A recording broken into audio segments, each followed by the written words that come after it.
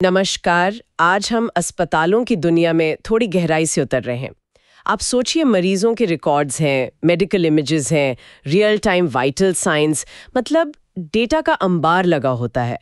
तो सवाल यह है कि इस सारी जानकारी का सबसे अच्छा इस्तेमाल कैसे किया जा सकता है। हमारे पास हमीरा उलूज़ादे के शोध पत्र पर आधारित कुछ सामग्री है।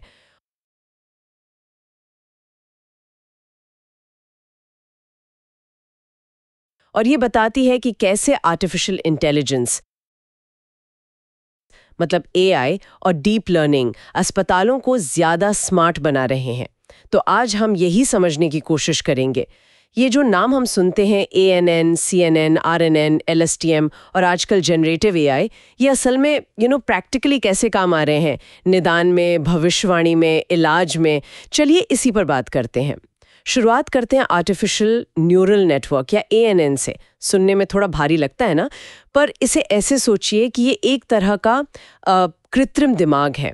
जानकारी कई परतों से गुजरती है और ये सिस्टम उसमें छुपे हुए पैटर्न या कनेक्शंस ढूंढता है। ये मरीज की उम्र, वजन, लैब रिपोर्ट, पुरानी बीमारियां, ऐसी कई अलग अलग चीजों को एक साथ देख सकता है और कुछ ऐसा समझ सकता है जो शायद हमारी नजर से चूक जाए। हाँ, बिल्कुल सही कहा। इनकी असली ताकत ही यही है कि ये बहुत जटिल, मतलब नॉन लीनियर संबंधों को पकड़ सकते हैं।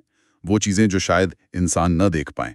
जैसे मान लीजिए टाइप 2 डायबिटीज का कोई मरीज है, तो ये एआईएन क्या करेगा, उनकी रोज की ब्लड शुगर रीडिंग, उनका खान पान, कितनी कसरत की, HbA1c रिपोर्ट, फैमिली हिस्ट्री, इन सब को मिलाकर एक पर्सनलाइज्ड इलाज का प्लान सुझा सकता है।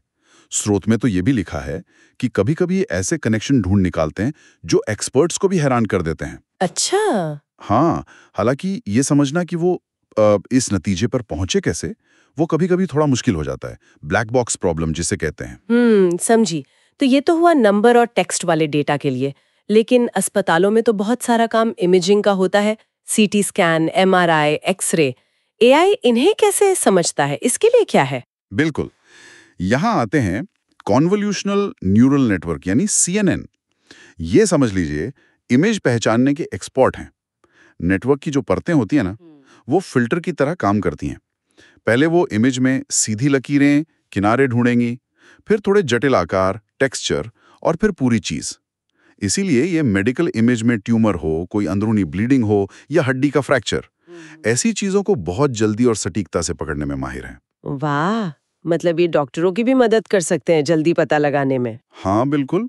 कभी-कभी तो ये ऐसी बारीक चीजें पकड़ लेते हैं जो शायद पहली नजर में छूट जाएं। स्रोत में डिजिटल ट्विन का भी जिक्र था, जो सीएनएन से बनता है। ये क्या चीज है और क्या ये वाकई प्रैक्टिकल है? हाँ, डिजिटल ट्विन एक बहुत ही दिलचस्प कॉन्सेप्ट है। सोचिए कि किसी मरीज का कोई अंग है, मान लीजिए दिल, तो उसकी मेडिकल इमेज जैसे सीटी या एमआरआई स्कैन से उसका एक एकदम सटीक वर्चुअल मॉडल बना लिया जाता है कंप्यूटर पर। ओके। अब सर्जन क्या कर सकते हैं, वो ऑपरेशन करने से पहले उस वर्चुअल मॉडल पर सर्जरी की प्रैक्टिस कर सकते हैं, प्लान बना सकते हैं, देख सकते हैं कि कौन सा तरीका सबसे सेफ और असरदार रहेगा। ये तो कमाल है। हाँ, शोध कहता है कि इसमें बहुत जबरदस्त संभावनाएं हैं।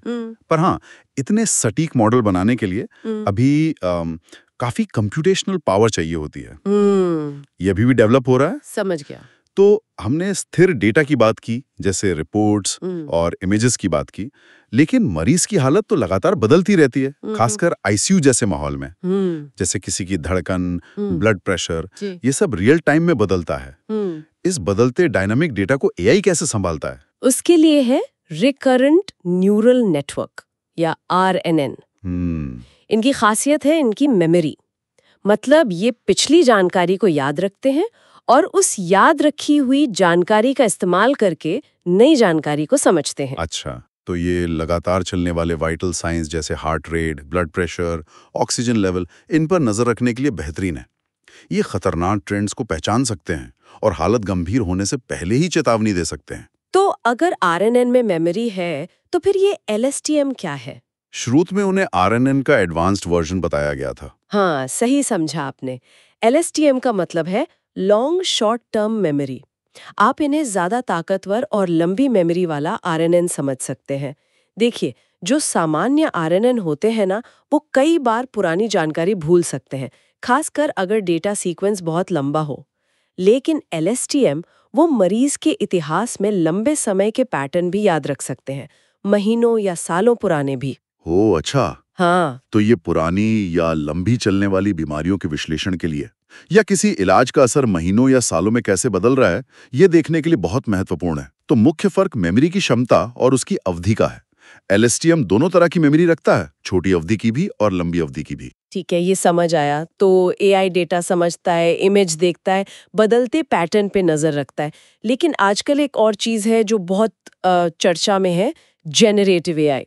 ये क्या करता है? हाँ, जनरेटिव एआई जैसा नाम से ही पता चल रहा है, ये एआई सिर्फ डेटा का विश्लेषण नहीं करता, बल्कि नया डेटा बना सकता है। ऐसा डेटा जो बिल्कुल असली जैसा दिखे। नया डेटा बना सकता है? जैसे हाँ। उदाहरण के लिए ज्ञान्स हैं, जनरेटिव एडवर्सेरियल नेटवर्क्स।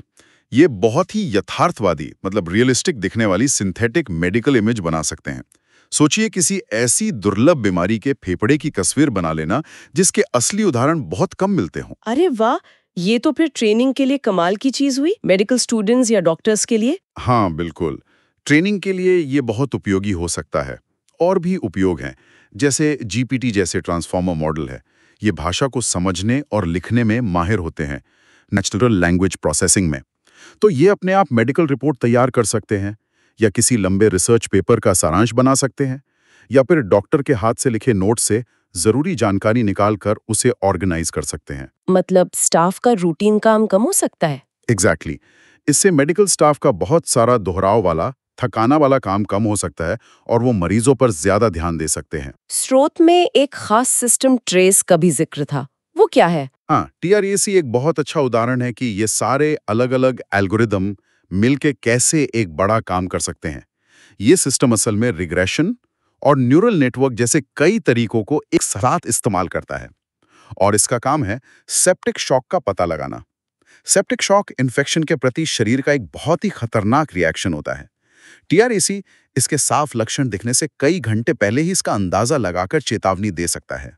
कई घंटे पहले? ये तो सच में जीवन बचा सकता है। हाँ बिल्कुल, और ये दिखाता है कि एआई की असली ताकत अक्सर इन अलग-अलग टूल्स को समझदारी से एक साथ जोड़ने में है, एक अकेले टूल से ज्यादा। तो कुल मिला के अगर हम सार निकालें तो कहानी ये है कि ये एआई एल्गोरिदम अब सिर्फ थ्योरी या किताबी बातें नहीं रह गए हैं। ये असल में अस्पतालों में इस्तेमाल हो रहे हैं, निदान को बेहतर बना रहे हैं, इलाज को हर मरीज की ज़रूरत के हिसाब से मतलब पर्सनलाइज्ड बनाने में मदद कर रहे हैं, और मेडिकल स्टाफ को रूटीन कामों से कुछ हद तक मुक्ति दिला रहे हैं ताकि वो मरीज की देखभाल पर ज़्यादा ध्यान दे सकें, है ना। इससे अंततः अस्पताल ज़्यादा कुशल और स्मार्ट बन रहे हैं। बिल्कुल सही कहा आपने।